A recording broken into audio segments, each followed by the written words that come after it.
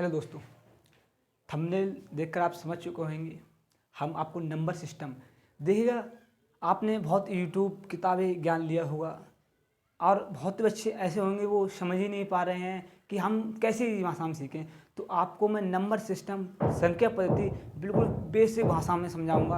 आपका time waste न करते हुए क्लास को स्टार्ट करते हैं। देखिए, सबसे पहले हमें जानकारी होनी चाहिए संख्याओं के बारे में कि कौन सी संख्या कौन सी होती है। जैसे कि फॉर एग्जांपल मैं आप बता लेता हूँ, जैसे कि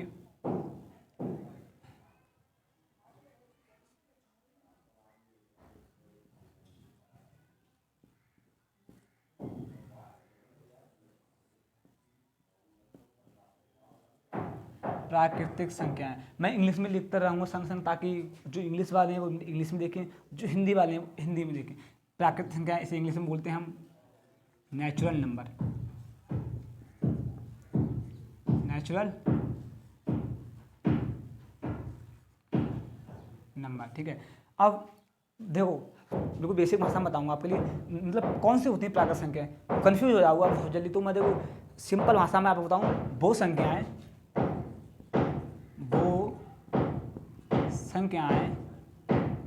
जो गणना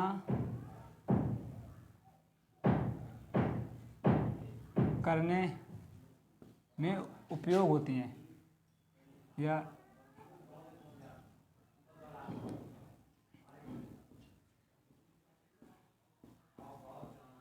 उपयोग होती हैं। जैसे कौन सी होती है प्राकृतिक संख्याएं, जिस संख्या का उपयोग हम गणना करने के रूप में करते हैं। जैसे 1 हो गया, 2 हो गया, 3 हो गया, हम इनसे स्टार्ट करते हैं। कभी भी हम जीरो से या माइनस से स्टार्ट गणना नहीं करते हैं। हमें किसी चीज़ गणना करनी होती है तो हम 1 2 3 4 5 6 काफ़ी संख्या लेते हैं, और ना ही हम माइनस में लेते हैं, और ना ही हम प्लस में लेते हैं, और ना ही हम जीरो में लेते हैं। तो जैसे एग्जाम्पल लेते हैं हम, जैसे कि हम कहते हैं 1 2 3 4 5 6 डॉट डॉट जे एन तक जाती रहती हैं। मतलब जहाँ तक हम गणना कर सकें, जरूरी नहीं है 10 हो, 20 हो, 50 हो, 100 हो, 1000 हो, ये जहाँ तक जा सकें वो सब प्राकृतिक संख्या कहलाती हैं, जिससे हम गणना कर सकें। सिंपल भाषा में मैंने एक लाइन में आंसर दिया है। अब ज़्यादा लेंथी वीडियो नहीं करूँगा, बिल्कुल शॉर्ट भाषा में बताऊँगा। अब दूसरा हम आते हैं, एक आपकी क्लियर हो गई होगी। अब आते हैं पूर्ण संख्या पे, ठीक है। नंबर 1 हो गया आपका, और नंबर 2, ठीक है।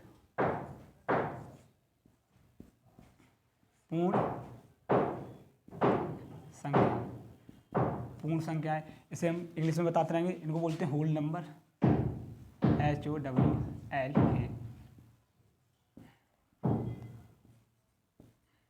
ठीक है। अब बताओ, अब इनको कैसे याद करें। देखो, पूर्ण संख्या कौन सी होती है। पूर्ण संख्या मतलब होल नंबर। पूर्ण संख्या वो होती है जो मतलब प्राकृतिक संख्या के साथ अगर जीरो जुड़ जाता है, प्राकृतिक संख्या के साथ यदि जीरो जुड़ जाता है तो हमारी पूर्ण संख्या कहलाती हैं। जैसे कि हम बताते हैं आपको एग्जाम के साथ साथ, जैसे कि पूर्ण संख्याएं हमेशा जीरो से प्रारंभ होती हैं। मतलब यदि अभी डेफिनेशन बता दें, एग्जाम्पल बाद में देंगे हमको हमें ऐसे, यदि प्राकृतिक संख्याओं के साथ शून्य जुड़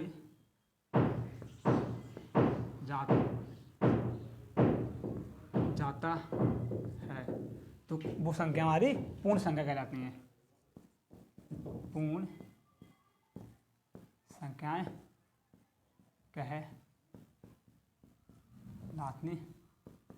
हैं। यदि प्राकृतिक संख्याओं के साथ हम जीरो भी जोड़ लेते हैं तो हमारी वो संख्याएं पूर्ण संख्याएं, होल नंबर कहलाते हैं। एग्जाम्पल का समझाते हैं आपके लिए। जैसे कि हमने आपको बताया प्राकृतिक संख्याएं वो होती हैं जिनकी हम किसी वस्तु की गणना के लिए यूज करते हैं, किसी वस्तु की गणना के लिए कर सकते हैं। अब पूर्ण संख्या कौन सी होती है, अगर प्राकृतिक संख्याओं के साथ हम जीरो भी जोड़ लेते हैं। जैसे कि 0 1 2 3 4 5 6 7 8 डॉट डॉट डॉट ये कहलाएंगे, अनंत तक, ये भी अनंत जाएंगे, ठीक है। यदि प्राकृतिक संख्याओं के साथ जीरो भी जुड़ जाता है तो हमारी पूर्ण संख्या कहलाती है। सिंपल है। आप शॉर्ट भाषा में याद कर सकते हैं। अब तीसरा हम लेते हैं, अभी मिटाना पड़ेगा, आप इसमें शॉर्ट ले लिया होगा आपने, शायद ये लिख लिया होगा साथ साथ।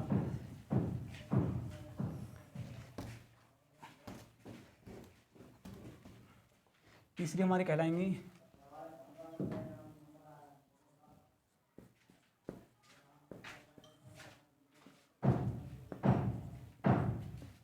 पूर्णांक, इसे इंग्लिश में बोलते हैं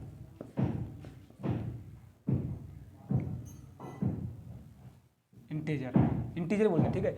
मतलब अब पूर्णांक वो तो गई हमारी पूर्ण संख्या, अब आ गई पूर्णांक संख्या। अब पूर्णांक संख्या कौन सी होती है, अभी इन पे कंफ्यूज होता था। देखो सिंपल भाषा है बिल्कुल इनकी याद करने के लिए, ठीक है। जैसे कि पूर्ण संख्या कौन से होते हैं, ठीक है, पूर्ण संख्या कौन से होते हैं। यदि ये तीसरे नंबर का हो गया हमारा, ठीक है। यदि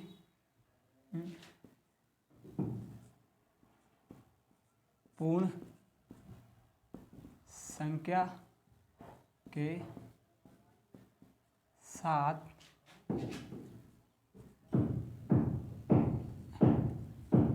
धनात्मक तथा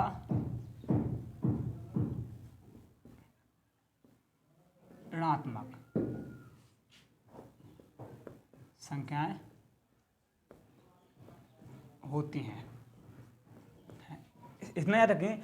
इसमें पूर्णांक संख्या कौन सी होती हैं, मतलब पूर्णांक संख्या में पूर्ण संख्या भी होती हैं, पूर्णांक संख्या के साथ धनात्मक संख्या भी होती हैं और ऋणात्मक संख्या भी होती हैं। बस इसमें इतना ऐड हो जाता है।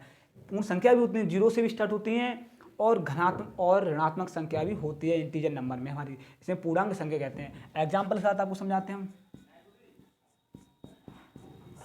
जैसे कि देखिए, अगर हम छोटा से लेते हैं, जैसे हम -3 भी ले सकते हैं, -2 भी ले सकते हैं, और -1 भी ले लेंगे। 0 भी होता है, 2 भी होता है, 3 भी होता है, 4 होता है, डॉट डॉट डॉट अनंत तक होती हैं। मतलब इसमें धनात्मक भी होती हैं, ऋणात्मक भी होती हैं, और 0 भी होता है। बस मतलब पूर्ण संख्या के साथ धनात्मक तथा ऋणात्मक संख्याएं दोनों होती हैं, तो वो हमारी पूर्णांक संख्या इंटीजर नंबर कहलाते हैं, ठीक है। अब इंटीजर नंबर आपको हो गए, ठीक है। अब थोड़ा मिटा देते हैं, नहीं अभी हो जाएगा। अब देखो आपको संख्या तो याद हो गई होंगी, ठीक है। अब हम लेके चलते हैं इवन नंबर।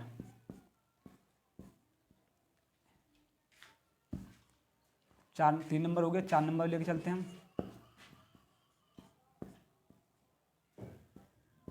इवन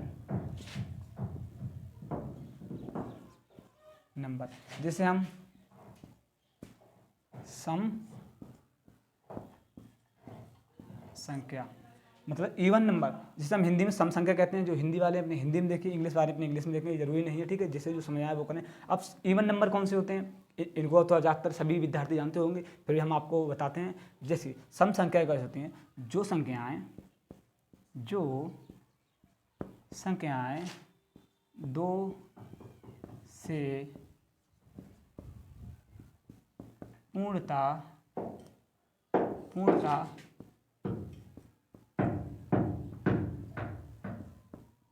विभाजित हो जाएं, मतलब जो संख्याएं 2 से पूर्णतः विभाजित हो जाएं हमारी सम संख्या कहलाती हैं। सिंपल भाषा में एग्जाम्पल के साथ समझाते हैं हम आपके लिए। हम जैसे 2 हो गया, 4 हो गया, 6 हो गया, 8 हो गया, 10 हो गया, डैश डैश डैश, ये भी अनंत तक हमारी जाएंगे। मतलब 2 से पूर्ण तरह विभाजित हो जाए हमारी, बचे नहीं एक भी शेष फल कोई भी नहीं बचे। जैसे कि 2 को काटेंगे तो ये भी कट जाएगा, 2 दूनी 4 भी कट जाएगा, 2 दूनी 6 भी कट जाएगा, 2 दूनी 8 भी कट जाएगा। मतलब कहने का मतलब है हमारे इवन नंबर वो होते हैं जो 2 से पूर्ण तरह विभाजित हो जाए, हमारे इवन नंबर कहलाते हैं। अब ऑड नंबर, 4 नंबर हो गया, हम 5 नंबर बताते हैं। ऑड, ठीक है, odd number. Odd number Hindi में बोलते हैं विषम संख्याएं, विषम संख्या। अब देखो आपने इवन नंबर पढ़ लिए होंगे, जैसे हमने बताया सम संख्या। अब विषम संख्या कौन सी होती है, बस उसका डायरेक्ट अपोजिट है। मतलब यदि 2 से पूर्णतः विभाजित होती हैं तो हमारी इवन नंबर कहलाती हैं, सम संख्या कहलाती हैं। यदि 2 से पूर्णतः विभाजित न हो, जो संख्या 2 से विभाजित न हो, वो हमारी विषम संख्या कहलाती है। बस सिंपल। जो संख्या 2 से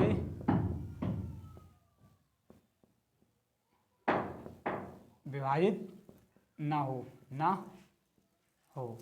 मतलब जो संख्या हमारी 2 से विभाजित ना हो हमारी कहलाती हैं। एग्जाम्पल हम आपके लिए हैं, समझा देते हैं। जैसे एग्जाम्पल ले लेते हैं यहाँ पर हम, ठीक है, वहाँ पर जगह नहीं बची। जैसे 1 हो गया, 3 हो गया, ठीक है, और 5 हो गया, 7 हो गया, 9 हो गया इत्यादि। जैसे आप मैंने बताया जो संख्या 2 से पूर्णतः विभाजित ना हो, आप 1 को काटोगे नहीं कटेंगे, आप 3 को काटोगे नहीं कटेंगे, 5 को काटोगे नहीं कटेंगे, 7 को काटोगे नहीं कटेंगे। हम कहने का तात्पर्य ये है जो संख्या 2 से पूर्णतः विभाजित हो, 2 से कट जाए हमारी मतलब ऑड नंबर कहलाते हैं, ठीक है। वो कट जाए वो इवन नंबर, जो ना कटे वो हमारी ऑड नंबर। अब इसको मिटा देते हैं, अगला बताते हैं आपके लिए हम। आप स्क्रीनशॉट या फिर किताब पे लिखते चले, बहुत ज़्यादा फास्ट ना पढ़ाते हूँ, बहुत सरल पढ़ा रहा हूँ आपके लिए, सही है। तो आपका इवन नंबर और ऑड नंबर हो गए, ठीक है। अब देखो क्या बचा आपका, रुको यार, अब हम तो कंपोसाइट नंबर, ठीक है, मतलब ठीक है।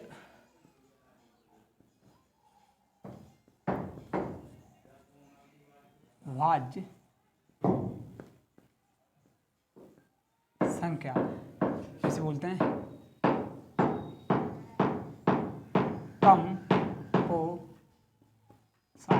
Composite number. मतलब भाज्य संख्या कौन सी होती है, ठीक है। इंग्लिश में इंग्लिश कंपोसाइट नंबर बोलते हैं। अब देखो आप सम विषम तो आपको ज़्यादातर पढ़े होंगे, आपने वो याद रहती होंगी, पर हमारे जो भाज्य संख्याएं वो जल्दी हमें याद नहीं रहती हैं। तो इनके लिए हम जो क्या करेंगे, आपके लिए बहुत सिंपल भाषा में आपके लिए ट्रिक बताएंगे, वो आप याद कर लेना, याद रहेंगे आपके लिए। देखो ये हमारे 6 नंबर हो गया, ठीक है। देखो कौन सी भाज्य संख्या कौन सी होती है ये आप समझ लो। देखो कोई संख्या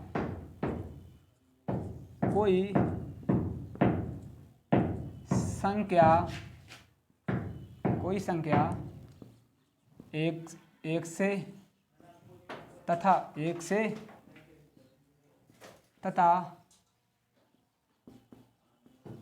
स्वयं के अतिरिक्त एक संख्या एक कोई संख्या हो 1 से तथा स्वयं के अतिरिक्त यदि किसी अन्य संख्या से विभाजित हो जाती है तो संख्या भाज्य संख्या कहलाती है। कहने का तात्पर्य है यदि कोई संख्या 1 से तथा स्वयं के अतिरिक्त अलावा, मतलब कोई संख्या हो 1 से भी कट जाए और स्वयं से कट जाए, उसके अतिरिक्त यदि और किसी संख्या से कट जाए तो हमारी संख्या भाज्य संख्या कहलाती है, ठीक है। ये इसके एक क्वेश्चन है और ये डेफिनेशन, ठीक है। हाँ ऐसे आप नहीं समझोगे, एग्जाम्पल थ्रू समझाऊंगा तो आप अभी समझाएंगे। तो हम एग्जाम्पल के साथ आपके लिए समझाते हैं। जैसे हम कोई संख्या ले लेते हैं 4 ले लो पहले, ठीक है। हाँ अभी हम पहले एग्जाम्पल लिख देते हैं, एग्जाम्पल में समझाते रहेंगे। 4 हो गया, 6 हो गया, 8 हो गया, 9 हो गया, 10 हो गया, 12 हो गया, डैट ये है एन, ये भी एन तो जा सकते हैं, कोई भी है। अब जैसे कि मतलब हमने 4 ले ली तो हमने बताया एक तथा स्वयं के अतिरिक्त से अन्य से कट जाए। हम 4 को समझाते हैं कि मतलब हमने 4 लिए थे, ठीक है, हम 4 लिए थे, हम 4 को काटेंगे, 1 से भी कट जाएगा, ओके हैं, और 2 से भी कट जाएगा और 4 से भी कट जाएगा। मतलब एक और स्वयं के अतिरिक्त से अन्य संख्या से कट रहा है, जी हाँ कट रहा है, तो हमारा ये भाज्य संख्या है। 6 ले लेते हैं हम, 1 से भी कट रहा है 6, और 2 से भी कट रहा है, 3 से भी कट रहा है और 6 से भी कट रहा है। एक और स्वयं के अतिरिक्त किसी और संख्या से कट रहा है? जी हाँ, कट रहा है। जरूरी नहीं एक बार कटे, 2 बार कटे, 10 बार कटे, यह मैटर डज नॉट मैटर, यह मैटर नहीं करता। मतलब किसी भी का कितने बार कट जाए, 1 बार कटे चाहे 2 बार कटे, एक और स्वयं जितनी भी संख्या है उसके अतिरिक्त किसी एक से कट जाए, 2 से कट जाए, 3 से कट जाए, कितने भी कट जाए तो हमारी भाज्य संख्या कहलाती है। ठीक है, अब नहीं 9 हम एक 9 ले लेते हैं, 1 से भी 9 कट जाएगा और 3 से भी कट जाएगा 9 और 9 से भी कट जाएगा। ये तो स्वयं हो गया, किसी अतिरिक्त संख्या से कट गया, हाँ कट गया तो हमारी भाज्य संख्या कहलाएगी। ठीक है, अब जैसे हम अगर लिख देते हैं यहाँ पर, अब मान लो 3 लिख दिया हमने, 3 लिख दिया। ठीक है, ये इसका एग्जाम्पल नहीं है, आप समझो, मैं आपकी समझाने के लिए बता रहा हूँ। जैसे 3 हो गए, अब 3 को हम काटेंगे तो 3 1 से कट जाएगा और 3 से कट जाएगा। क्या जी एक और स्वयं के अतिरिक्त किसी और से कट रहा है? एक और स्वयं के अतिरिक्त किसी और से कट रहा है? नहीं कट रहा सर, नहीं कट रहा है, तो हमारी ये अभाज्य संख्या कहलाएगी, भाज्य संख्या हमारी नहीं कहलाएगी। अब और ले लेते हैं, जैसे हम आपके कहने से 5 ले लेते हैं। ठीक है, ये 1 से तो कट रहा है, ठीक है, 5 से कट रहा है, क्या हमारे किसी 1 और 5 के अतिरिक्त किसी और से कट रहा है? जी सर नहीं कट रहा है, तो यहाँ भाज्य संख्या नहीं कहलाएगी। हम 7 ले लेते हैं, ये 1 से कट रहा है, सही है, और 7 से कट रहा है। काटने का मतलब होता है 1 7 7 आ जाएंगे, 7 एकम 7 आ जाएंगे। ठीक है, पर किसी स्वयं और एक के अतिरिक्त किसी और संख्या से कट रहा है? जी सर नहीं कट रहा है, तो हमारी भाज्य संख्या नहीं कहलाएंगे। अब इससे ज़्यादा मुझे समझाने की जरूरत नहीं है, मैं समझता हूँ। ठीक है, संग संग आप दिखते रहे, ऐसी ये छोटी मोटी बातें आपके काम आएंगी हमेशा। देखिए, अपने कंपोजिट नंबर पढ़ लिया, अब भाज्य संख्या पढ़ ली, हम और पढ़ाते हैं अभाज्य संख्या। अब देखो, अभाज्य संख्या है, अभाज्य संख्या पढ़ाते हैं। ठीक है, और इन्हें इंग्लिश में बोलते हैं प्राइम। ठीक है, अब बताओ, मतलब हमने आपको बताई भाज्य संख्या भी, अब आगे अभाज्य संख्या। देखो, ये ज़्यादातर ऐसी संख्या होती हैं, अगर भाज्य आप याद करते हो, अभाज्य आपको स्वयं याद हो जाती है। अगर आप सम संख्या याद करते हो तो सब आपको अपना याद हो जाती है। ठीक है, उसी प्रकार देखो, अब मतलब भाज्य आपको बताई थी, मैंने कहा था कोई संख्या 1 से तथा स्वयं के अतिरिक्त यदि किसी अन्य संख्या से विभाजित हो जाती है तो हमारी तो संख्या भाज्य संख्या कहलाती है। इसका ठीक अपोजिट, यदि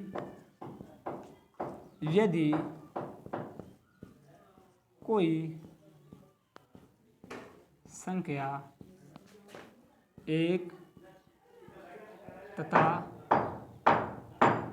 स्वयं के अतिरिक्त किसी अन्य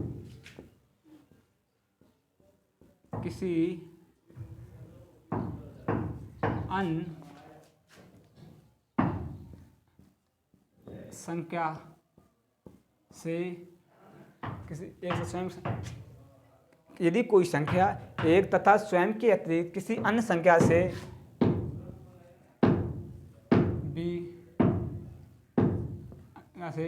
विभाजित ना हो, बस। ठीक है, इतना याद कर लो। यदि कोई संख्या है, ठीक है, वो 1 से कट रही है और स्वयं से कट रही है और किसी अन्य संख्या से हमारी वो संख्या नहीं कट रही है, तो हमारी संख्या अभाज्य संख्या प्राइम नंबर कहलाएंगे। जैसे एग्जाम्पल थ्रू आपको समझाते हैं, जैसे हम 1 ले लेते हैं। ठीक है, 1 हो गया, 3 हो गया, 5 हो गया और 7 हो गया, 11 हो गया, ठीक है। ये एग्जाम्पल शुरू समझो। जैसे मतलब 1 है, ठीक है, 1 से कटेगा और स्वयं से कटेगा तो हमारा ये अभाज्य संख्या है। 3 है, 1 से कटेगा और 3 से कटेगा, किसी अन्य से नहीं कट रहा तो हमारी अभाज्य संख्या है। 5 है, 1 से कटेगा, 5 से कटेगा, अन्य की संख्या से नहीं कट रहा है तो ये अभाज्य हमारी है। 7 है, 1 से कटेगा, 7 से कटेगा, अन्य से किसी संख्या नहीं कटेगा तो ये हमारी अभाज्य है। कहने का मतलब ये है, यदि कोई 1 से और स्वयं के अतिरिक्त किसी अन्य संख्या से नहीं कट रहा है तो हमारी वो अभाज्य संख्या कहलाएगी। समझ गए होंगे आप, बहुत इजी भाषा में मैंने आपको बताया। आप स्क्रीनशॉट ले लो आप या फिर उतार लो, मैं ये मिटा के दूसरा बताता हूँ आपके लिए। ठीक है, 7 हो गए आपके टॉपिक। और ये एक बात डियर स्टूडेंट, आप एक बात जरूर याद रखना, जो क्लास नंबर सिस्टम की मैं आपको बता रहा हूँ, आप किसी भी कंपटीशन की तैयारी कर रहे हो, किसी की भी, तो आपको ज़्यादातर पहला चैप्टर नंबर सिस्टम का होता है ज़्यादातर, किसी में संख्या लिखी होती है, नंबर सिस्टम लिखा होगा, संख्या पद्धति लिखी होती है, बात एक ही लौट फिर कर, ऐसी बात नहीं है। तो पहला चैप्टर वो लास्ट तक काम आता है कि विषम संख्याओं का योग, सम संख्याओं का योग, तो और भी संख्या होती है बताऊंगा। तो ये हमेशा आपको पता ही नहीं होंगी कौन सी विषम, कौन सी सम, कौन सी भाज्य, कौन सी अभाज्य, तो आप क्या कर सकते हैं, तो आपको ये संख्या तो रटनी है। सिंपल ट्रिक बता रहा हूँ आपको, एक पेज लेना, उसमें ओनली संख्या लिखना, सम विषम भाज्य अभाज्य, और लिखते रहना। अभी वीडियो अंत नहीं हुई, अभी दो और रहे हैं, वो हम आपको बताते हैं, ठीक है। अब देखो आपने अभाज्य भाज्य हो गई, अब बताएंगे हम परम संख्या, very most important, very most important, सही है। परिमेय, परमेय संख्या। आप देखो अब आया मोस्ट इम्पोर्टेंट चैप्टर कि परमेय संख्या कौन सी होती हैं, अपरमेय संख्या कौन सी होती हैं। तो देखो आपने 4 टॉपिक क्लियर हो गए, ये हमारा 8वां टॉपिक है, 8वां टॉपिक ध्यान रखना, ठीक है। इसे सब हिंदी वाले तो हिंदी में आप समझ गए होंगे, इंग्लिश वाले समझें, इसे इंग्लिश में बोलते हैं रैशनल नंबर,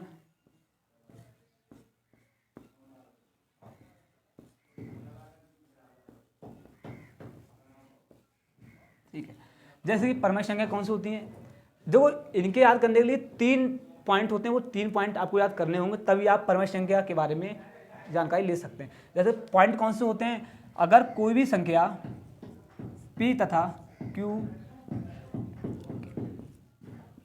P के रूप में हो, तथा एक टॉपिक ये हो गया आपका, ठीक है। दूसरा है यदि जो Q है नॉट इक्वल टू 0, मतलब कभी भी अगर परमेय संख्या होगी तो Q होगा 0 नहीं हो सकता, P बटे Q के रूप में हो सकता है, ठीक है, और Q 0 नहीं हो सकता। अगर Q 0 हो रहा है तो हमारी परमेय संख्या नहीं कहलाएगी, और P बटे Q के रूप में हो तो परमेय संख्या कहलाएगी, और Q नॉट इक्वल 0 होगा तो हमारी परमेय संख्या कहलाएगी। अब तीसरा टॉपिक कौन सा है, मतलब जो हमारी परमेय संख्या है वो ज़्यादातर पूर्णांक होते हैं, ठीक है। परमेय संख्या होती है हमारी ज़्यादातर पूर्णांक होते हैं हमारे, ठीक है, मतलब ठीक है। अब जैसे मतलब एग्जाम्पल थ्रू हम आपको समझाते हैं, ठीक है। अब जैसे कि देखो एग्जाम्पल ले लेते हैं हम परमेय संख्या के, जैसे कि हम आपको दे देते हैं, ले लो 4 लिए हमने, ठीक है, छोटे अंक से स्टार्ट करते हैं, P बटा Q के रूप में और Q नॉट इक्वल 0, 4 है। अब आपको कैसे डिफाइन करेंगे, परमेय है, देखो क्या ये हमारे P बटा Q के रूप में है, जी हाँ, हम अगर इसके नीचे 1 लगा देंगे तो कोई हमारा फर्क नहीं पड़ने वाला, तो हमारे P बटा Q के रूप में। क्या हमारा Q 0 है, नहीं हमारा Q 0 नहीं है, हमारे पास 1 है। क्या हमारी यह पूर्णांक है, मतलब ये पूर्णांक भी होने जरूरी है, ठीक है, ये ध्यान रखना। तीसरा टॉपिक है पूर्णांक, तीसरा टॉपिक ये, एक 3 टॉपिक होते हैं, 1 2 3 पूर्णांक होने चाहिए, ठीक है, पूर्णांक, ये ध्यान रखना। 3 टॉपिक होते हैं तभी आप परमेय संख्या को डिफाइन कर सकते हैं। मोस्ट इंपोर्टेंट है ये वाला टॉपिक, ठीक है। देखो हमने देखा हमारा पहले टॉपिक है रहा P बटे Q के रूप में है, जी सर हाँ P बटे Q के रूप में है। क्या हमारा Q 0 है, जी सर हमारा Q 0 नहीं है। क्या हमारा पूर्णांक है, जी हाँ 1/4 या 4 है पूर्णांक हमारा है, तो हमारा क्या कहलाएगी, ये परमेय संख्या कहलाएगी। दूसरा ले लेते हैं हम, जैसे 4/2, ठीक है। अब इसको डिफाइन करना, जैसे कि 4/2, अब हमसे पूछा आपको परमेय है या परमेय है, तो आप क्या करेंगे, सबसे पहले ये देख लें कि हमारा P बटे Q रूप में है, जी सर हाँ P बटा Q के रूप में हमारा है, एक टॉपिक हमारा क्लियर हो गया, ठीक है। क्या Q 0 है, जी सर Q 0 नहीं है, तो हमारा Q 0 नहीं है, तो ये भी फिनिश हो गया। क्या 0, मतलब ये देखना पड़ता है कि क्या 0 तो नहीं है, अगर खुदा ने खास्ते यहाँ 0 हो गया तो समझ लेना वो परमेय संख्या नहीं कहलाएगी। अब जैसे Q हमारा 0 नहीं है, ठीक है। अब क्या ये पूर्णांक है, जी हाँ ये पूर्णांक है, 2/4, बस हो गया सॉल्व। तो हमने आपको क्या बताया था, पूर्णांक कौन सी होती हैं, इसमें धनात्मक संख्या भी होती हैं एंड ऋणात्मक संख्या भी होती हैं, दोनों संख्या होती हैं, बटे में सब होता है, ठीक है, उसमें पर पॉइंटों में नहीं होता, ये बात ध्यान रखना। अगर पॉइंट में ही आ गए, हमने काटा, मैं तो ये काटा तो 1/2 आ गया, अगर यहाँ रुक गया, ठीक, कोई दिक्कत नहीं, इतना रुक। अगर हमारे निश्चित वैल्यू आनी चाहिए, कुछ ना कुछ निश्चित वैल्यू आ जाए बस। अब जैसे कि आपने 1 2 और ले लेते हैं, इसे हमने लेते हैं 22/7। अब देखो P बटा Q के रूप में भी, और 0 भी नहीं है नीचे, और हमारा निश्चित वैल्यू है 1, तो हमारे ये भी हमारी परिमेय संख्या होगी। ठीक है, अब जैसे हम ले लेते हैं एक बार 2.13। ठीक है, अब हम आपसे ये पूछें कि बताओ कि ये परिमेय संख्या है या नहीं। तो देखो कुछ मत करना, सबसे पहले पॉइंट हटाओ, नीचे 0 बढ़ाओ। सही है, अब यहीं से समझ जाओ, ज़्यादा वो करने की जरूरत नहीं है। देखो पिवट क्यू ग्रुप में है, जी सर पिवट क्यू ग्रुप में, नीचे 0 है, जी सर 0 नहीं है। क्या ये हमारा पूर्णांक है, जी सर पूर्णांक है, तो हमारे ये हमारा परिमेय संख्या है। अब हम ले दें, हम बता दें आपको लिए रूट में 2/1। अब बताओ क्या आप 2 को निश्चित वैल्यू कर सकते हैं इसमें से, मतलब बट्टे में है, आधा है। ठीक है, तो आप ये डिफाइन नहीं कर सकते, तो हम ये कह देंगे हमारी परिमेय संख्या ये नहीं है। अब जैसे मान लो पाई है, ये बहुत आता है। अब आपसे पूछे पाई बताओ क्या परिमेय संख्या है या परिमेय संख्या है, तो देखो पाई के मान होता है 3.17। ठीक है, तो मतलब निश्चित नहीं है कोई, यही हो। ठीक है, अगर 3.17 हो ये होता तो हम इसे परिमेय संख्या बोल देते। पाई है, निश्चित नहीं है, तो हम इसको परिमेय संख्या नहीं बोल सकते, या परिमेय संख्या हमारी। ठीक है, ऐसे। अब देखो दूसरा टॉपिक उठा लेते हैं। ठीक है, अब वो परिमेय संख्या तो समझ में आ गई होंगी, मुझे उम्मीद है। ठीक है, ये 2 टॉपिक बहुत इंपोर्टेंट। अब हुई अपरिमेय संख्या, परिमेय होगी अपरिमेय।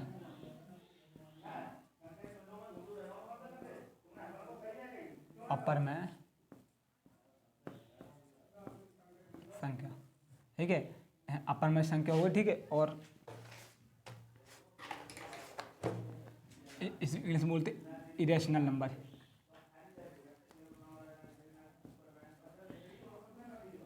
इरेशनल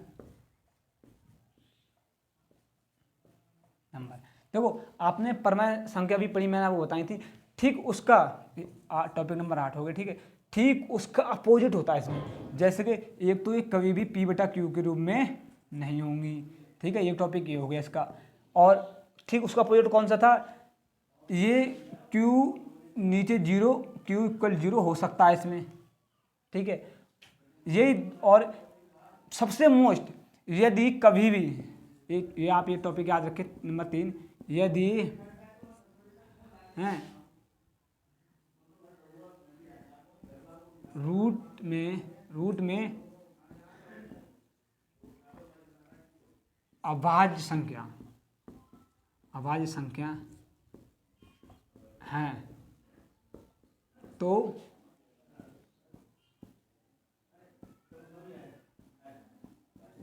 अपरिमेय संख्या कहलाती है। अगर देखो कभी भी रूट में अभाज्य संख्या है, तो ध्यान रखना वो हमारी अपरिमेय संख्या कहलाती है। एग्जाम्पल थ्रू आपको समझाते हैं। जैसे कि मैं आपको बताया पाई है, जैसे कोई निश्चित मान है, निश्चित मान नहीं है, तो हमारी अभाज्य संख्या कहलाएगी। ठीक है, अब जैसे हम बता दें 3/, ये रूट लें 3/, और 3 रूट 3 ले रहे हैं हम। ठीक है, अब हमसे आपको बताओ ये भाज्य संख्या है। देखो मैंने ये ध्यान रखना, ये आपको कहीं नहीं मिलेगा, मैंने बहुत मुश्किल से तैयार किया है। ये रूट है। ठीक है, ये हम इसके एक नीचे 0 आंसर कोई फर्क नहीं पड़ेगा। ठीक है, पर सबसे रूट में 3 है, मतलब ये अभाज्य संख्या है। हम इसको अगर डिफाइन करेंगे तो ये निश्चित मान नहीं आएगा कोई इसका, तो हमारी अपरिमेय संख्या कहलाएगा। अब रूट 3 हो गया। ठीक है, और रूट 2 हो गया है, रूट 5 हो गया है, रूट 7 हो गया।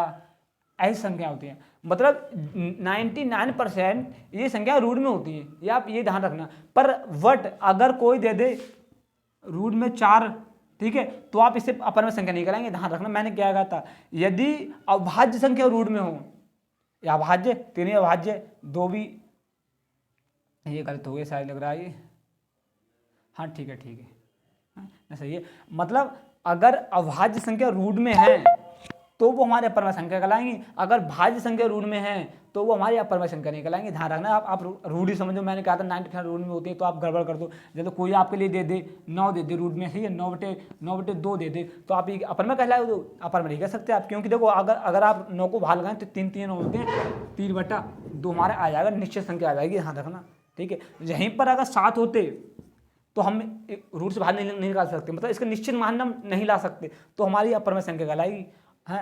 और अगर हम रूट से बाहर निकाल सकते हैं, उसका निश्चित मान ला सकते हैं, तो हमारी वो परिमेय संख्या कहलाएगी। ठीक है, आज के ये आपके 4-5 टॉपिक थे, बहुत अच्छे समझ में आए होंगे। ठीक है, और एक टॉपिक और रहेगा, वो भी मैं बता दूँ। देखो ये तो आपने समझ गए होंगे कि 90% रूट में होती हैं, बट रूट में अगर अभाज्य संख्या हो, ये मत समझना अगर कोई भाज्य संख्या दे तो अपरमा संख्या कहलाएगी।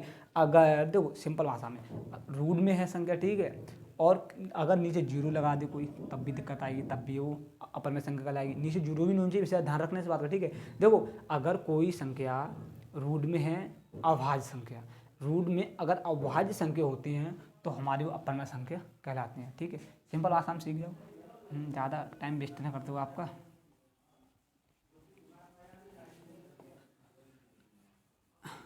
अब एक टॉपिक और रह गया आपका, फिर ये फिनिश हो जाएगा, ठीक है। वो भी आपको जान लो तो अच्छा रहेगा, हैं।